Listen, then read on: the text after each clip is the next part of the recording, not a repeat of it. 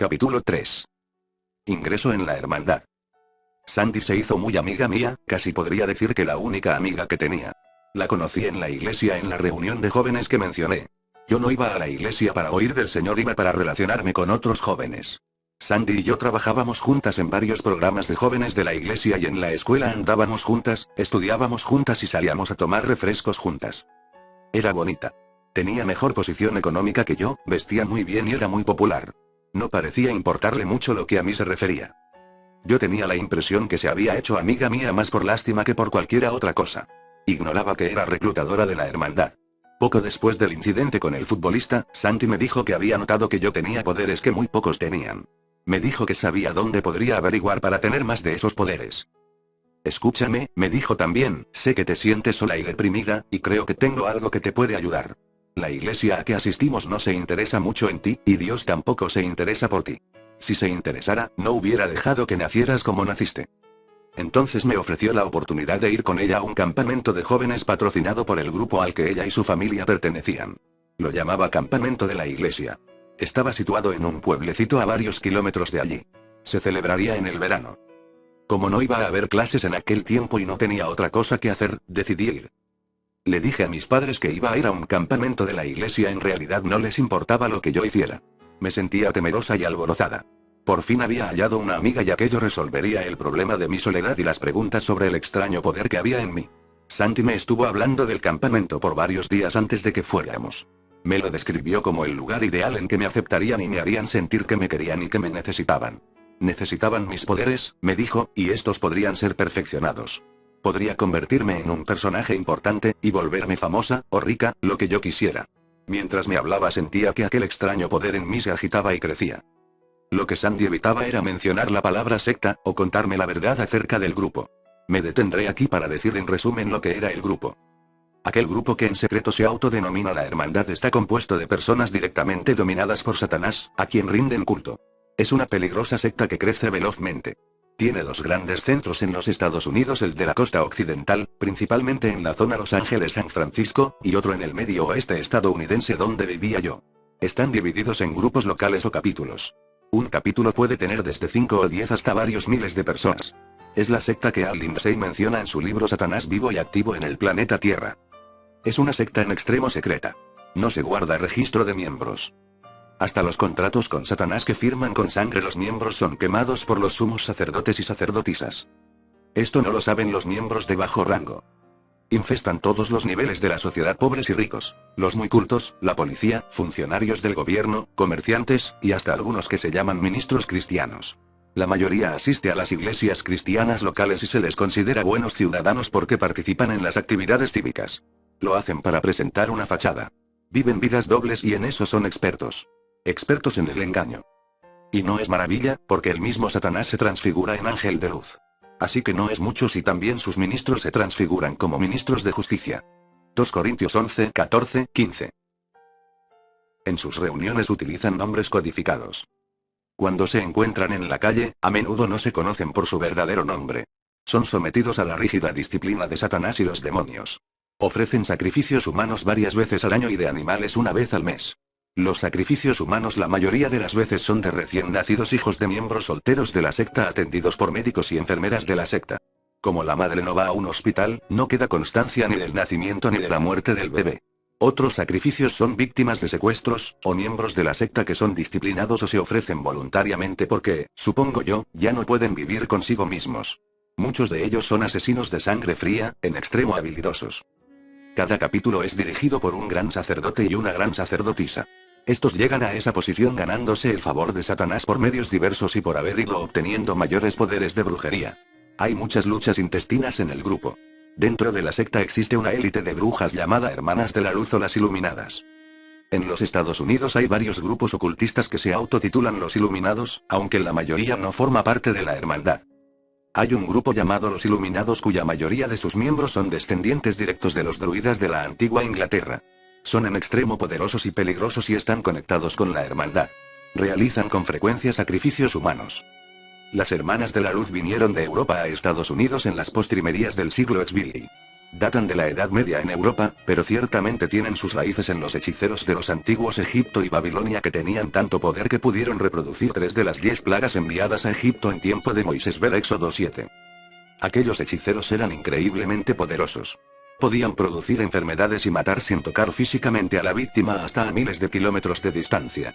Es obra de demonios, desde luego, pero esas personas han sido inducidas a creer que dominan a los demonios cuando en realidad Satanás y los demonios se están valiendo de ellos. Personas dominadas por los demonios cometen atrocidades dentro de su secta. Tan dominados están que pierden todo sentimiento de amor y compasión y se vuelven tan crueles que apenas parecen humanos. La rapidez con que crece la hermandad es señal de que estamos en los últimos tiempos y es cumplimiento directo de la profecía bíblica. Me inicié en la secta aquel verano en que asistí con Sandy al campamento de verano. Me sentía muy emocionada al llegar. Cuando una se emociona pierde bastante de lo que ve y escucha. Primero nos llevaron a los dormitorios y nos hicieron sentir muy bien. Había muchas cosas buenas en el campamento: museos, bibliotecas, diferentes casas a donde uno podía ir a ver clarividentes, hipnotizadores, lectores de la mano y de barajas, expertos en vudú, etc. Algunas de aquellas personas vivían allí todo el año, y otras no. Era el lugar en que la secta oficialmente se relacionaba con el público que no nos conocía. Asistimos a muchas clases en las que nos enseñaron a ampliar y a usar mejor nuestros poderes. Santi me llevó a la primera reunión con las Hermanas de la Luz. Mucho más tarde descubrí que me habían estado observando desde mi niñez, desde el momento de la venta de mi sangre que habían realizado Ellen y Grace. Santi me llevó a una inmensa iglesia satánica del plantel como 2 horas antes de la reunión más importante de la noche. El sol se ponía ya y la iglesia entera estaba oscura, excepto por 13 velas en círculo situadas en el piso al frente de la iglesia que arrojaban fantasmagóricas sombras sobre las 13 figuras sentadas en el piso, una detrás de cada vela. Al acercarnos pude notar que eran 13 mujeres, todas vestidas iguales, en blancas túnicas largas con capuchas puntiagudas en la cabeza. Estaban sentadas sobre las piernas cruzadas sobre el bien pulido piso de madera, con la espalda erguida y los brazos doblados sobre el pecho, contemplando en absoluta concentración la vela que cada una tenía delante. Las velas eran de más de medio metro de largo y 7 centímetros de diámetro. Eran de cera negra y se asentaban sobre una tira de papel recubierta de escritura de fino trazo. Las mujeres no llevaban joyas ni ornamento de ningún tipo. No había movimiento en ellas excepto el continuo y tenue canto y tarareo en que elevaban sus oraciones a Satanás. Se sentía allí un poder que me tuvo fascinada e impávida. Al sentarme y contemplarlas durante las 2 horas de ceremonia, sentí revolverse fuertemente el inexplicable poder que dentro de mí había. Me sentí compelida a regresar la siguiente noche a ver la misma ceremonia. Sabía que eran las Hermanas de la Luz porque Sandy me lo dijo. Los demás miembros de la secta las llamaban madres, y pocos sabían que se trataba de aquella élite. Jamás revelaban a un varón su identidad ya que los varones estaban excluidos del grupo. Sin embargo, son el poder y la fuerza principal de la secta, y constituyen un secreto estrictamente guardado aún dentro de la secta misma. No toleran debilidades en ninguna de sus miembros. Las débiles son destruidas. Hay muy pocas jóvenes entre ellas. Después de la ceremonia de la segunda noche, una de aquellas mujeres se me acercó. Me dijo que había notado mi interés y que ya sabía de mi extraordinaria fuerza, que le gustaría que entrara en algún programa de adiestramiento. Eran sencillas y agradables y me dijeron que podían enseñarme a incrementar grandemente mis poderes como ningún otro grupo podía hacerlo. Me tragué el anzuelo con cordel y plomada. Primero me hablaron de la grandeza que alcanzaría, de cómo podía valerme del poder que había dentro de mí para obtener lo que necesitaba, y lo que quisiera tener. Aquel poder procedía de Satanás, no de Dios. Fueron los primeros en decirme aquello, y me dijeron también que Satanás es el único Dios verdadero. Me enseñaron a entonar sus cánticos y tarareos.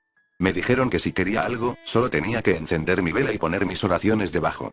Envió solo peticiones a mi favor, por supuesto, pues no debía ser egoísta. Podía orar por la mejoría de una persona o por su caída, no importaba, siempre y cuando hubiera el nombre de otra persona en el papel además del mío. Por fin llegó el último día. Yo ya estaba lista para el regreso. De pronto me vi frente a la realidad de que la bondad de la gente del campamento no era más que una fachada y que mi participación ya no era en juego, ni voluntaria. Cuando me encontré con Sandy para el regreso me dijo que las Hermanas de la Luz le acababan de decir que a mí y a otras personas bien dotadas nos estaban dando un entrenamiento especial. Me dijo que el gran sacerdote y la gran sacerdotisa querían hablar conmigo en la iglesia antes de que me fuera. Fui a la iglesia y entré junto con otros. Enseguida unos guardas armados se situaron frente al pequeño grupo a la entrada de la iglesia. El gran sacerdote nos dijo entonces que habíamos sido seleccionados para unirnos a la hermandad, lo cual significaba firmar con nuestra propia sangre un contrato con Satanás en una reunión a la siguiente noche. Le pregunté qué decía el contrato y se me dijo que yo estaba entregando a Satanás mi cuerpo, alma y espíritu a cambio de muchas bendiciones. Se nos dijo que si no queríamos hacerlo emplearían cierta persuasión para hacernos cambiar de opinión. Les dije que de ninguna manera iba yo a firmar un contrato así. La gran sacerdotisa me tomó aparte y me informó que no tenía alternativa. La miré fijamente a los ojos y le dije: vete al infierno, perra asquerosa. Creo que ustedes son horrendos, así es que no voy a firmar nada. Inmediatamente un guarda de gran estatura que esgrimía una metralleta se puso detrás de mí, me agarró el brazo por la muñeca y me lo dobló hacia atrás y hacia arriba con tanta fuerza que sentí que se me partía. Me ordenó que me arrodillara ante la gran sacerdotisa y le pidiera perdón por mi falta de respeto, y que si no lo hacía, me iba a estar golpeando hasta que lo hiciera. Enfurecida le grité: pues empieza ya, porque no me voy a arrodillar ante ninguna mujer. Me lanzó un manotazo con toda su fuerza y me dio con el puño en la sien. No supe más de mí hasta que desperté en una celda de 1,5 metros. Era una celda totalmente vacía con un duro piso de madera. La puerta tenía una ventana pequeña que daba a un pasillo desde el que me podían observar. Estaba casi completamente oscuro. Estuve 24 horas allí, 24 horas que me parecieron días. No me dejaban dormir con unos altoparlantes a todo dar. Me repetían que toda gloria, honor y honra había que dársela a Satanás. Que tenía que pedirle perdón a Satanás. Que Satanás era el dios del universo. Me dijeron que tenían vigilada a mi familia, y que si no aceptaba sus dictámenes y regulaciones y firmaba el contrato, los iban a torturar y a matar. Durante todo aquel tiempo me privaron de agua y alimento. La noche siguiente 2 guardas me condujeron a otro cuarto donde me esperaban 2 de las hermanas de la luz. Me ayudaron a bañarme, me pusieron una túnica de satín blanca sobre el cuerpo desnudo. Estaba descalza. La túnica llegaba al piso y me la amarraron a la cintura con un cordón blanco. Me pusieron una capucha puntiaguda y mangas largas sueltas. No tenía ornamento de ningún tipo. Las mujeres me dijeron que no debía luchar más, que no podía eludir mi destino. Me hablaron de las grandes bendiciones que recibiría de mi padre Satanás.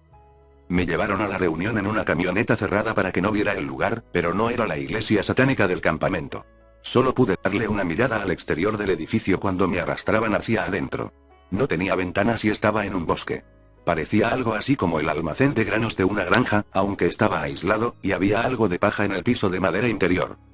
El edificio estaba débilmente iluminado por muchas velas mortecinas a lo largo de las paredes. Las velas estaban en un grupo de 3, una negra, una roja y una blanca en cada grupo. Había de 200 a 300 personas sentadas en burdos bancos de madera de frente a la entrada del cuarto. En la entrada había una plataforma de madera rodeada de llameantes antorchas sobre pilotes de 1,5 metros de alto. Al frente, en medio de la plataforma, había un altar de piedras sin labrar que parecía una montura de caballo. Más tarde me enteraría que de veras 10 era, para permitir una fácil movilización. Las piedras eran grises con muchas manchas oscuras, resultado de la sangre de los muchos sacrificios de animales y seres humanos realizados en aquel altar. A pesar de mi agotamiento y temor sentí un revuelo de emoción al percibir el tremendo poder invisible en aquel cuarto y el correspondiente revuelo del poder que había en mí. Quemaban incienso, el que llenaba con su olor la habitación. Creo que tenía cierto tipo de droga porque pronto me sentí bastante mareada. El cuarto quedó en absoluto silencio mientras las figuras de las túnicas y las capuchas puntiagudas miraban con expectación la plataforma vacía. A alguna señal invisible comenzaron a tañer campanas de mano mientras el gran sacerdote y la gran sacerdotisa salían silenciosamente al escenario de entre las sombras. Usaban túnicas idénticas. Eran de un satín negro, del mismo estilo que la mía, ribeteados de rojo la capucha, los bordes delanteros y los bordes de las largas mangas. Tenían un cordón dorado atado a la cintura. Iban descalzos como los demás. Cada uno llevaba un cetro de 1 metro de largo. El de la gran sacerdotisa era dorado. En la parte superior tenía una cruz invertida con una serpiente que culebreaba de la manilla a la cruz. El cetro del gran sacerdote. Tenía el mismo diseño pero era de plata. Los llevaban reverentemente en el pliegue del brazo. Su presencia era impresionante y por primera vez tomé conciencia del tremendo poder que tenían, y los envidié. Había muchos guardias armados en aquella reunión, por dentro y por fuera del edificio. Era la primera vez que presenciaba un culto de verdad. Los demás no habían sido más que teatro y alarde. Después de las palabras iniciales, 2 guardas me condujeron frente al altar. A mí y a los demás nos presentaron a la congregación como nuevos miembros ansiosos de unirse al grupo. El gran sacerdote fijó su atención en mí y dijo: hermanos y hermanas de Satanás, os presentamos a esta joven llamada Hermana Valencia, mi nuevo nombre. Os la presentamos porque ha solicitado ser una de nosotros, y ahora a nuestro Señor y Dios nuestro amo, Señor del universo, y también el destructor, Satanás, le decimos: esta joven, la hermana Valentía, la entregamos a ti para que obedezca tus órdenes y sea lo que tú quieras que sea. Le hemos prometido tus bendiciones según nos has indicado que prometamos. Me entregaron entonces un cuchillo para que me cortara el dedo, pero no quise hacerlo. Inmediatamente uno de los guardias me descargó un latigazo en la espalda que me hizo retorcerme en agonía, pero yo estaba determinada a no doblegarme ante ellos. Con un chasquido de la mano la gran sacerdotisa le indicó al guardia que no me pegara más. En una voz que destilaba desdén le dijo que había maneras mucho más efectivas de mostrarme mi equivocación. Observé asombrada como ella y el gran sacerdote se situaban en los dos extremos de una gran estrella de 5 puntas dibujada en el suelo del escenario. La estrella estaba pintada dentro de un círculo y en cada punta había una vela negra. Con un simple gesto, sin siquiera tocarlas, la gran sacerdotisa encendió todas las velas a la vez. Entonces comenzó una imprecación, y el gran sacerdote se unió a ella en la entonación del conjuro. La gente se unía al cántico en cierto punto cuando el tintineo de las campanillas lo indicaba. De pronto la estrella se vio envuelta en un murmullo de humo y luz enceguecedora. Al instante el cuarto se llenó de un mal olor como de azufre en ebullición y un enorme demonio apareció en física manifestación en el centro del círculo, rodeado de llamas. Era inmenso, de casi 3 metros de alto. Me miró con ceño fruncido y amenazante mientras se mecía de atrás hacia adelante. La gran sacerdotisa Grace se volvió a mí y me dijo que si no obedecía y firmaba el contrato me entregarían al demonio para que me torturara hasta la muerte. Para mí fue suficiente. Jamás había sentido tanto miedo, pero a la vez codiciaba el poder que Grace, la gran sacerdotisa, había manifestado. Estaba determinada a volverme tan poderosa como ella para poder vengarme de todo lo que aquella gente me había hecho. Cuando indiqué mi disposición a firmar el contrato, 2 mujeres se adelantaron y me colocaron una túnica negra sobre la blanca. La túnica negra era de algodón pero con el mismo diseño de la blanca. El negro indicaba que ya no era una novicia. Tomé el cuchillo que me ofrecían y me herí bien el dedo. Entonces hundí una plumilla en mi sangre y firmé el contrato por el que entregaba mi cuerpo, alma y espíritu a Satanás. Inmediatamente después de firmar me sentí envuelta en una descarga de energía desde la punta de la cabeza a la punta de los pies. Fue tan fuerte que me derribó al piso. Mientras en el piso yo trataba de recuperarme me di cuenta que Grace hacía otra imprecación. A duras penas me puse de pie solo para descubrir que Grace había llamado a otro demonio. Este se acercó a donde yo estaba y me dijo que iba a morar en mí. Extendió la mano y rudamente me agarró por los hombros antes de que yo pudiera decir algo. Inmediatamente me sentí morir, con un fuego abrasador que me recorría el cuerpo y volví a oler azufre. En medio de mi agonía me desmayé y no volví a saber de mí hasta que sin miramiento alguno me introdujo en la camioneta de regreso al campamento. Para ese entonces estaba yo tan agotada y mareada por la falta de sueño, los golpes y la falta de agua y comida, que no comprendía a plenitud el significado de lo que me estaba ocurriendo. Me quedé en el campamento otra semana para que mis heridas y arañazos más visibles sanaran. Cuando regresé a casa pensé y sentí que era una de las personas más poderosas de la Tierra. Sabía que tenía poderes más allá de lo que la mayoría podía imaginarse. Pensé que nada ni nadie podrían destruirme. Cuán equivocada estaba.